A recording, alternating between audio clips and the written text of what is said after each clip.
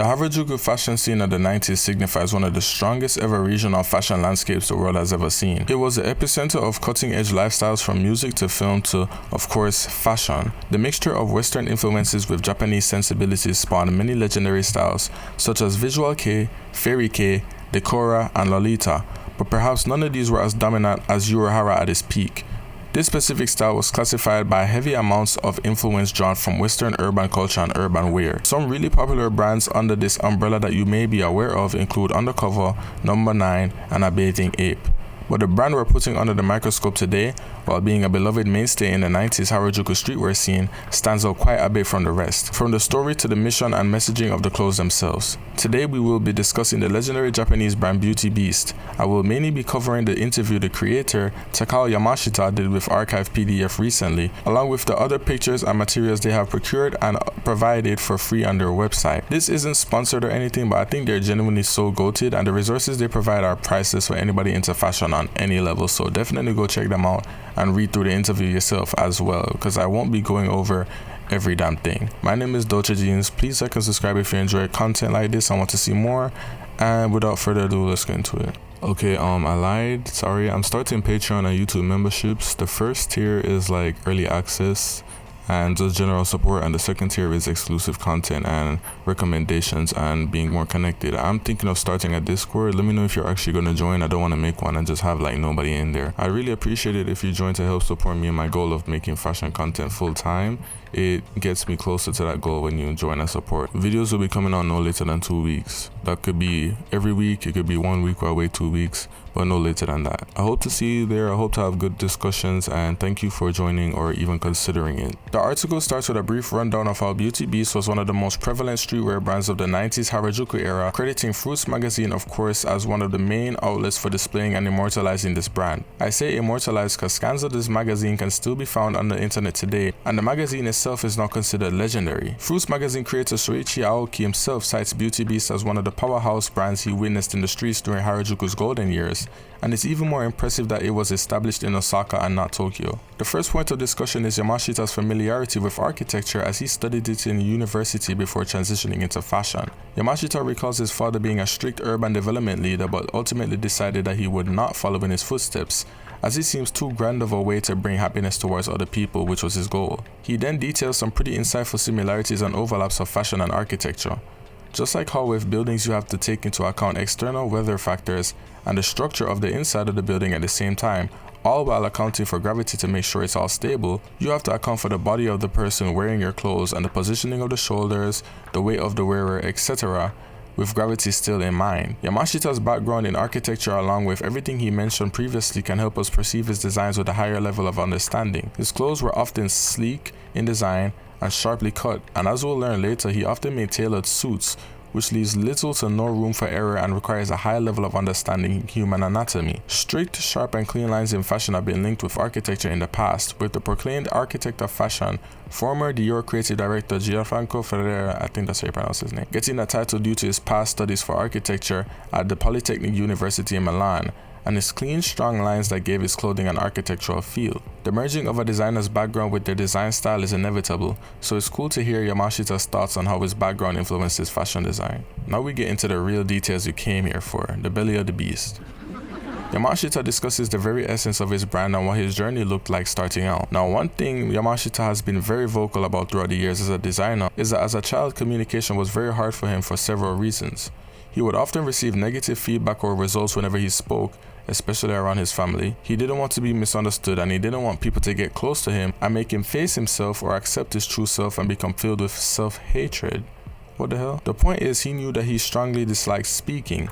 His clothing ended up becoming a way that he could communicate what he wanted to without speaking, and it was also his way to make large amounts of people happy, which was his goal as a child, like we previously mentioned. In terms of the mission and messaging of the brand, Yamashita believes that there is both darkness and light in everybody's heart, and the light ultimately shines through, but only through facing and taming the darkness can the pathway to light be walked.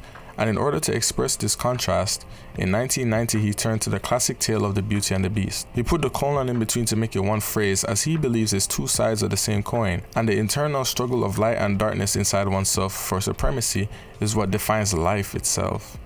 It's pretty heavy. He then details how when he was 20 years old, he denied his father's wishes, ultimately causing the breakdown in communication between him and his family, and moved to Osaka, where he subsequently began working in a flea market. The owner of the store, The Box of Tomorrow, bought all 10 of the hats Yamashita had made to sell at the flea market one day, and from there on out he was in business, making and selling more apparel for this store until he could have his own exhibitions for his products, while learning valuable lessons each step of the way, doing things his way. Now there's a comment he made that so many short articles reference, where apparently he called Undercover's approach careless, and this tidbit of information always mystified me, because not only could I not find where the hell he said this, but I also just wondered why he would say it. And after hearing the reasoning of his brand and why he created it, I feel like I can deduce now why he would say such a thing. The fact that Beauty Beast started a few years before Undercover might also be useful to know, but when Undercover originally started out, it was somewhat of a punk fanboy project of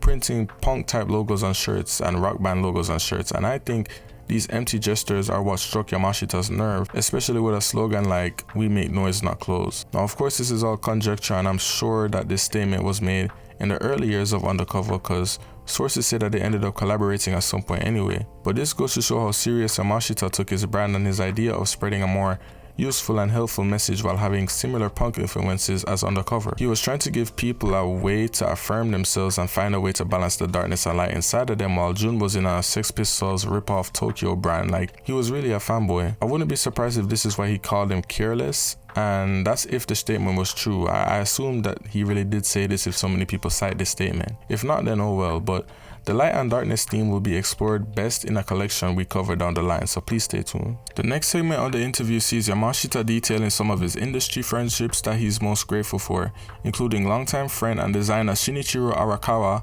and the late Christopher Nemeth of London. Shinichiro was a fellow Japanese designer who showed both in Paris and Tokyo from 1993 to 2001, and their work had emphasis on cultural critiques as well as performance being balanced with style, and their story is quite interesting, so let me know in the comments if you want me to review them along with the work Archive PDF has done on them. Shinichiro used to work for the super talented Christopher Nemeth from 1990 to 1993, which is how Yamashita knows him. He states that they used to meet privately to speak about their personal lives while working in Tokyo, and they had a real strong friendship, and Nemeth was a one-of-a-kind creator. Yamashita also acknowledges Adam Howe, who was mentioned in the next section as a huge help for previously casting models for the brand, photographer Norbert Schorner, and French brand owner Maurice Renoma as big helps towards the brand and good friends. Yamashita then goes on to speak about showing in Paris for the first time and what it was also like showing in Osaka for a few years after launching his brand in 1991. He states that people called him quite reckless for leaving Osaka and skipping Tokyo to go straight to Paris, but it was all in order to be judged at the epicenter of fashion to determine whether or not his brand would have been accepted or even necessary in fashion. And as we can see, it turned out well. One name he shows heavy appreciation for is Sylvie Grumbach, who worked for the second I really don't know how to pronounce that word, I never did.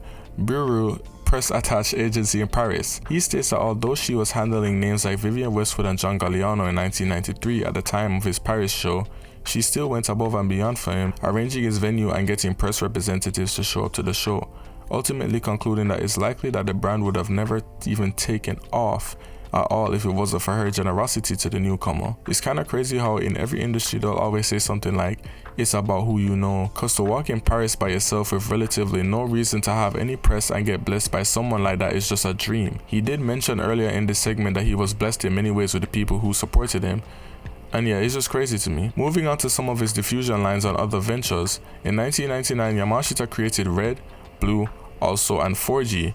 In his own words, Blue is a collector's line focused on items showcasing collections. Red is a diffusion line that reinterprets collection items to make them easier to market. Also is an alliance line featuring casual items such as denim and t-shirts identified by the two icon. 4G is a licensed line developed for Europe, particularly with a focus on London. Now before we move on to the other lines, or any line just mentioned even, let's discuss Also. It's safe to assume that most of the beauty beasts on the secondhand market that you can find is from the Also line. I thought that the 2 was just a marker for a certain period of time or something, not a diffusion line. But that's wild how the $1,000 pieces like the Batwing hoodie or the Dark Knight pieces aren't even supposed to go for anywhere near that much. Okay, well to be fair, I don't know how much they originally retail for, but you get the idea. I'm glad I learned this information, it's pretty interesting. I hope I can find some things especially reserved for the 4G line to show y'all, as well as the Red line. but those seem a bit ambiguous, or just more in terms of how to identify them, kind of ambiguous. In terms of the lines created later on, in his own words again, Spirit of Beauty Beast is the Essentials line, while 5 focuses on Alliance products in Japan, such as accessories, bags, shoes, and other miscellaneous goods. Angelic is an Alliance line specializing in wedding dresses and formal wear for men, developed by a company specializing in weddings. And this is how we would know that he worked with a lot of suiting, even if he didn't obviously show suits often in his runways anyway. Lastly, New Love was a suiting line for business scenes at a more affordable price. He featured items designed by Yamashita for our film's costumes, and was developed and sold by a company specializing in men's clothing. Now I'm guessing Spirit of Beauty Beast Essentials would include more denims with signature accents like the crisscross loop at the back, or plain tees and tank tops and things of that nature. Angelic was most definitely what he described it as. We have clear pictures of that. 5 is basically just like wristbands and those the jewelry that you always see on Yahoo auctions. And New Love, well, we got some pictures of that as well. Cool. Yamashita explains how all of the conceptualization and designing of these products are done in the in-house atelier, but it's quite expensive to try and produce it all themselves, so they outsource. But it's not just like described as typical outsourcing that ends up in horrible quality.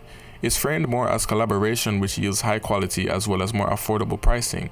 Collaboration is a huge part of Beauty Beast's philosophy. There's a lot of hope in Yamashita's heart to evolve and innovate through sharing ideas and putting resources together, and we'll hear more about this thought process near the end. I wish more brands, especially the LVMH Kering type brands, would spend a little bit more time trying to collaborate with more specialized manufacturers for their outsourced products so that they could provide better quality whilst not putting mad people's lives in danger in those sweatshops and getting sued, eventually having to pay out millions of dollars in settlements. But I'm just a guy talking about this stuff on YouTube, so oh well. Next up, we get some insight on the famed anime characters that the brand has utilized and created, including Siren from Devilman, Sailor Moon, the Dark Knight bunny mascot of the brand, and Tink, the ferryman to guide the Dark Knight on his journey. Where have I heard that somewhere before? Yamashita recalls how the image of a woman bowing down on a bank ATM screen in 1996 really moved him, and he wondered if the purest representation of a woman could be in the form of an anime character one day. It's expressed that even though back in 1997 it was considered taboo to use anime characters in their designs in fashion, he saw it as a way to express the motifs of the brand through symbols like recognizable characters. And of course it paid off. I'm not sure if brands like Walter van Beirendonck and 24/7/1120 were rolling out their cartoon designs by this time as well, so I can't call him the first or anything. Digging into the backstory behind these infamous designs, these Killer Icon or a Hyper Icon or a Airzone cloned alone pieces were collaborations with the Japanese anime apparel brand Cospa. On their website they state that they produce anime accessories, products, and cosplay goods under the supervision of the original creators and owners of said titles. Now this is probably how Yamashita got the rights to reproduce Sailor Moon and Siren's images on those pieces. Side note, I find it interesting that in the search of the idealized image of a woman, he chose Siren of all characters. I'm not familiar with Devilman in the slightest, but she doesn't sound like the best pick, but her design is really cool, so it works. There's also the pieces with Bambi, but I'm not sure if those were officially licensed or whatever. The Dark Knight pieces have some really impressive craft on them, and the bunny mainly appears on pieces from the collection. Okay, I have a dilemma. In terms of what collection these Dark Knight and Cospa pieces specifically came from, it might sound dumb, but I can't put my finger on all of it. So quick rundown, the Dark Knight made its debut in the Autumn-Winter 98 Dark Knight collection announced in April 1998, and the Hyperdrive collection was Spring-Summer 99 taking place on November 1st, 1998. A lot of the pieces that have the Dark Knight on them also have Hyperdrive Faith on them, but most people on Grailed and the subreddit says it's from Autumn-Winter 98 Dark Knight collection. I don't think he was doing the whole Hyperdrive Faith motif before the actual Hyperdrive collection. I find it hard to believe. I think pieces like the more faster shirts might even be from the Hyperdrive collection as well when we look at the messaging behind that specific collection.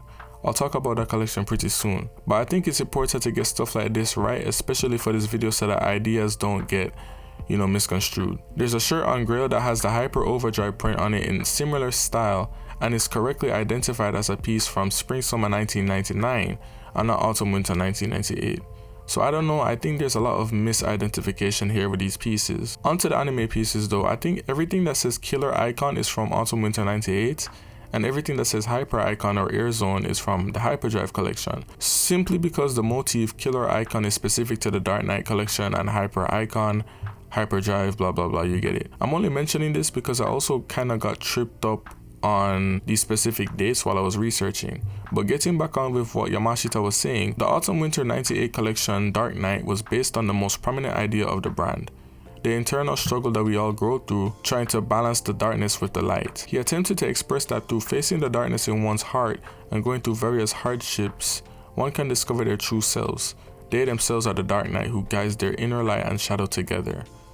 It's pretty philosophical. This is an interesting perspective he came to, considering how in his interview with Your Fashion Archive, he reminisced on being afraid to open up to people as he'd have to face his true self and end up hating himself. You know, he came a long way. Although Autumn Winter 97 Beauty in the Beasts had a similar look and it is literally called Beauty in the Beasts, I think this collection is Yamashita's magnum opus. The production was amazing. It was held in this big open yard in front of this old chateau with a live orchestra and lights to signify different segments of the show and the usual boatload of looks. The first segment of the show featured many black outfits with a regal or sophisticated air to them, mostly utilizing materials like leather, cotton, and scruffy fur, sometimes bound by golden grid-like accessories binding different parts of the body. I think the scruffy fur and disheveled hair of some of the models facilitated the idea of accepting the more unkempt and perhaps even chaotic parts of our being. Among the accessories was a big Loop Master CD player hanging around some of the models' necks, commemorating Yamashita's collab with Pioneer, a jumbo safety pin, rainbow accented umbrellas, the infamous Dark Knight backpack, and full-face cap masks worn on the top of the head.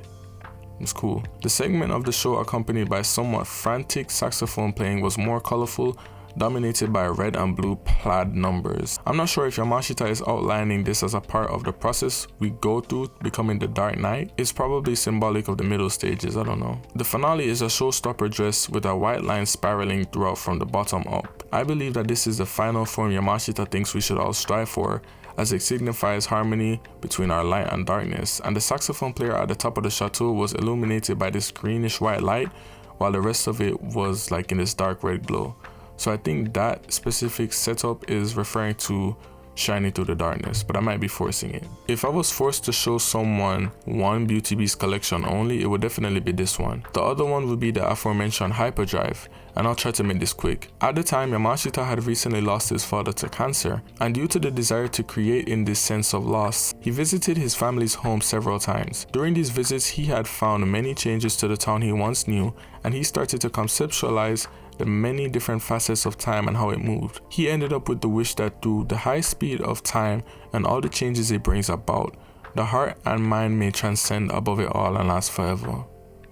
It's kinda sad with all the stuff with his dad, to be honest. Another inspiration point for the collection is the idea that moving fast removes unnecessary feelings and information, which allows us to dig deep into our souls. And Yamashita wanted to express the preciousness of life and the joy and sadness that can be lost or gained through the inevitable natural flow of time. This is why I was on the fence about where the more faster pieces came from, because you can understand how the motif fits more with Hyperdrive than Dark Knight, even though the Dark Knight was on the pieces.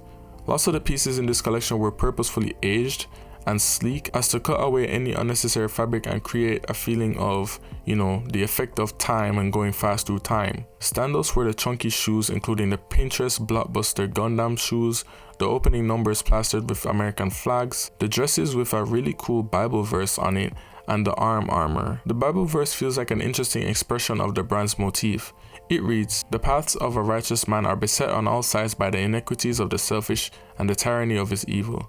Blessed is he who in the name of beauty and God's will searched through the valley of darkness, for he is truly his own keeper and finder of the lost child. And I will strike down upon thee with great vengeance and furious anger those who accept their own poison and destruction. And you will know my name is the Lord when you know my beast within thee." It's kind of crazy. It fits in with the whole Dark Knight idea, like exploring the internal struggle within us.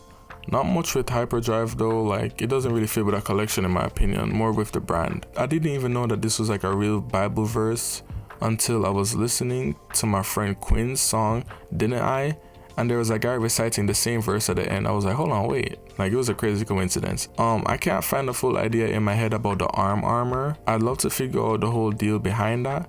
But moving on with the interview, finally, Yamashita reveals that he made a manga story to go along with the Dark Knight collection, in order to challenge the idea of expressing the collection's emotions in manga form. The story is a biopunk sci-fi that explores the same ideas of going through various hardships in order to realize your true self, seeking to further connect the supporters of the brand with the collection. And Yamashita wrote and illustrated it himself under the name Kimono Sukai, which translates to Beastmaster. It's the alias he uses for all his illustrations and sound productions. I know there's mad archive heads who would charge exorbitant amounts of money if they ever got their hands on this manga, but with the recent activity of the brand, hopefully we get to see this for free one day somehow in an exhibition or something. As we discovered in that last section, Yamashita is a multimedia artist, and here we found out about more of his artistic endeavors outside of fashion, like the aforementioned Pioneer collaboration, official wristwatch designs for Mobile Suit Gundam at Seiko, and the uniforms of the Toyota Motorsports girls and concierges at the 33rd Tokyo Motor Show in 1999, based on a futuristic theme. It's like a slight flex, designing for Toyota at some point. We also learned that he was the creative director of both Fila and Adidas sports casual lines at some point. Yamashita explains how since the turn of the millennium, sportswear became a lot more technical and the approach became a lot more structured and precise in order to produce more fashionable results. And he cites the legendary White 3 line between Yohji Yamamoto and Adidas as possibly the biggest propagator of this shift. I say probably, but it is. Even my dad, my Jamaican father, had a pair of White 3s at some point. It went very, very, very far. The transition from hand-drawn sketches to digital tools like the Adobe Suite was also mentioned. Screw Adobe, by the way. Perhaps his biggest sportswear role was being responsible for the direction and design of ASICS running apparel from 2008 to 2015. The ASICS Ayami line that seek to balance high performance with being fashionable was born out of the previously mentioned sportswear boom of the 2000s. And Yamashita learned a lot from the difficult process of creating something highly functional while still being fashionable and appropriate in a lifestyle setting, along with seeing how much ASICS cared about their customer base's experience and working with their advanced performance technology. It's really interesting how he had a hand in so many of these brands and you never know. Fila isn't very noteworthy because it's Fila, but I wonder how much of a part he had to play in the success of ASICS that they've been experiencing over the past decade, even though he left in 2015. I don't know, maybe he set them up really nice, I don't know. Beauty Beast did some official costume design for some films, including the 2000 Japanese movie The City of Lost Souls, 2002 costume design for the musician Sugitsu in the movie Soundtrack, and Hyde or Hide in 2003 for the movie Moonchild. That last link up is especially cool.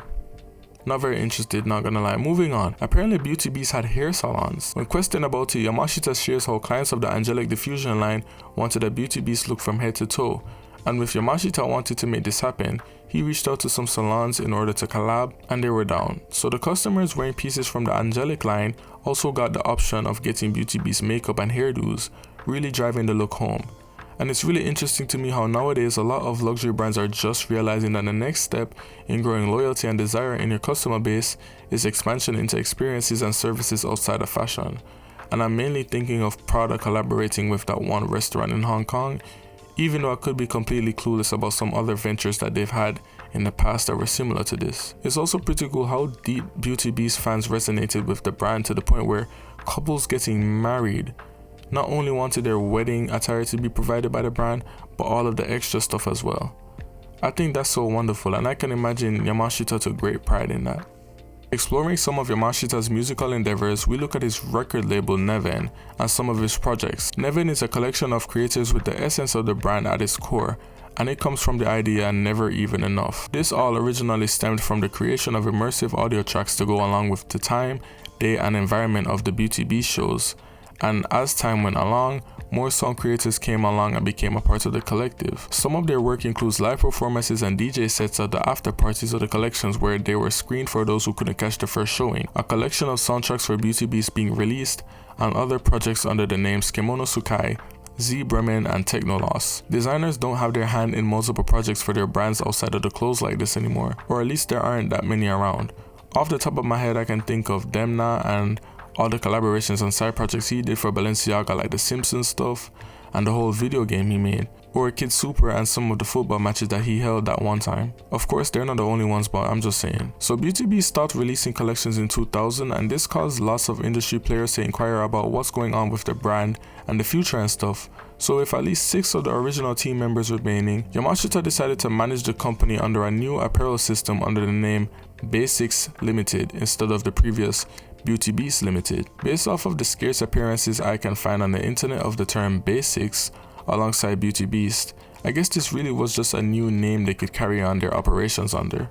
The interviewer mentions how after 2000, with the last show being Spring-Summer 2000s, the end is the beginning in the end, there was a small and sporadic amount of shows here and there, mostly anniversaries, until 2019. After inquiring what decision Yamashita decided to make after recently reintroducing the brand, Yamashita cites the surge and strong presence of young North Americans posting about the brand with hashtags like #BeautyBeast and #AKA BeautyBeast as his main driving force to return. Yeah, you guys actually had an impact. Like, you guys actually did all you hype beasts.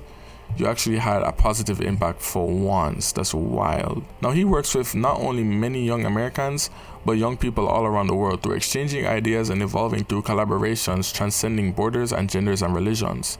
And this is part of the essence of how he views fashion, a tool to connect with the world. Directly citing Yamashita here, through my creations I want to share the power of fashion in self-expression, cultural innovation, and social connection with more people.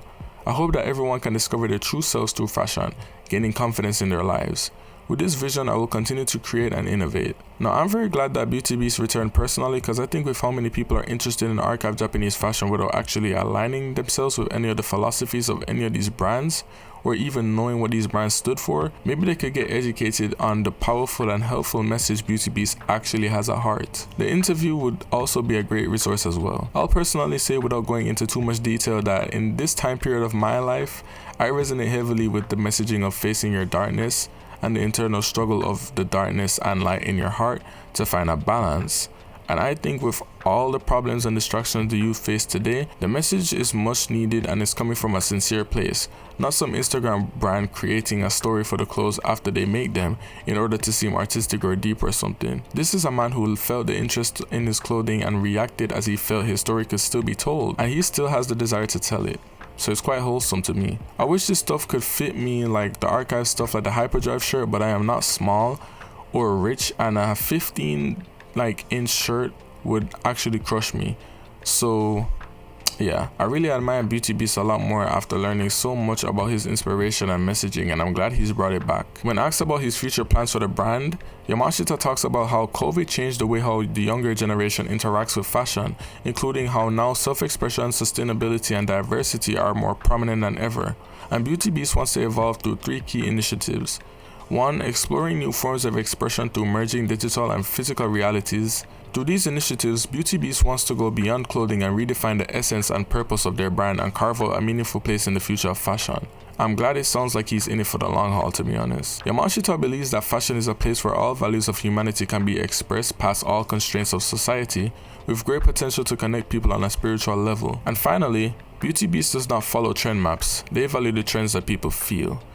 Now, if you go on Beauty Beast's website, you can find a nice statement about the brand that echoes all of the key sentiments mentioned in the interview and 4 key elements of the brand: Japanese quality, innovation, youth, and anti-theory, which they basically explained as the constant interrogation, destruction, and rebuilding of establishment. Now, what I'll end with is a snapshot of Beauty Beast's latest collection, Spring-Summer 25 Elysian, dedicated to Yamashita's dearest friends. The collection looks include, of course, a good amount of collaborations, including a brand a lot of y'all are probably already familiar with, Maison Mihara Yasuhiro, who has collaborated with Yamashita in the past. In this collection, they redefined the classic roll-tongue shoe into the modern-day Mihara staple shoe, along with a pointed-toe canvas and leather shoe that's inspired by a legendary rock band. If anybody could please let me know which one this is in the comments, that would be cool.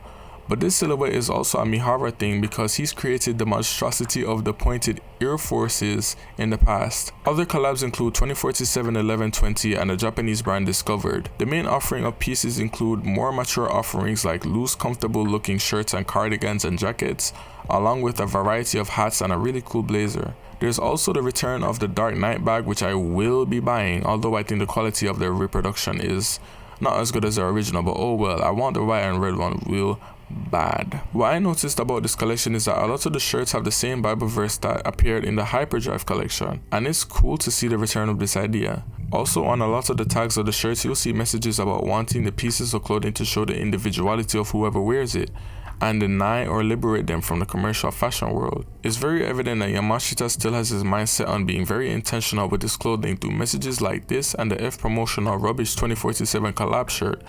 And the prices are not too bad in my opinion at all. Lots of other old motifs like anime characters including Tink and biblical referencing appear in the collection as well. Safe to say that we, yes we, will all be tuning into wherever Yamashita goes with the brand next. But like I said before, a brand like Beauty Beast is so powerful in this modern landscape of fashion with so much vanity and false claims of a deeper, more considered narrative from a lot of the brands aimed towards the youth. I really hope somehow Beauty Beast can have like a crazy TikTok moment or something to the point where it's mainstream and kids end up supporting the brand for the messaging as well and not just cool points because they like the hype. But let me know your thoughts on the brand, and if you liked this review, I really hope you did. Thank you so much for watching. It means the world to me, and I hope to see you in the next one.